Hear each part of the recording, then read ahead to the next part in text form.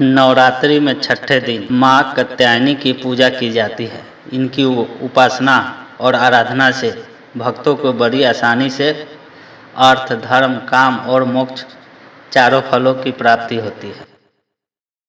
उसके रोग, शोक, संताप और भय, कष्ट नष्ट हो जाते हैं। जन्मों के समस्त पाप भी नष्ट हो जाते हैं। इस देवी को नवरात्रि में छठे दिन पूजा जाता है। कत्ति गोत्र में विश्व प्रसिद्ध महर्षि कात्यायन ने भगवती परम्बा की उपासना की, कठिन तपस्या की। उनकी इच्छा थी कि उन्हें पुत्री प्राप्त हो।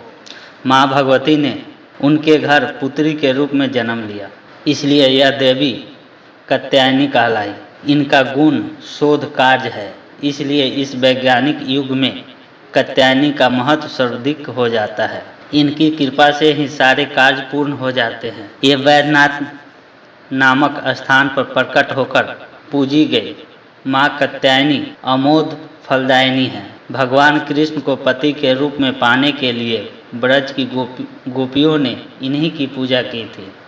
यह पूजा कालिंदी जमुना के तट पर की गई थी, इसलिए यह ब्रजमंडल की देवी के रूप में प्रसिद्ध है। इनका स्वरूप अत्यंत भव्य और दिव्य है। ये स्वर्ण के समान चमकीली है। इनकी 4 भुजाएं हैं। दाएं हाथ का ऊपर वाला हाथ भव्य मुद्रा में है, नीचे वाला हाथ वर मुद्रा में है। माँ के बाईं तरफ के ऊपर वाले हाथ में तलवार है और नीचे वाले हाथ में कमल का फूल सुशोभित है। इनका वाहन भी सिंह है। इनकी उपासना और आराधना से भक्तों की बड़ी आसानी से अर्थ, धर्म, काम और मोक्ष चारों फलों की प्राप्ति होती है। उनके रोग, शोक, संताप और भय नष्ट हो जाते हैं। जन्मों के समय पाप भी नष्ट हो जाते हैं। इसलिए कहा जाता है कि इस देवी की उपासना करने से परम पद की प्राप्ति होती है।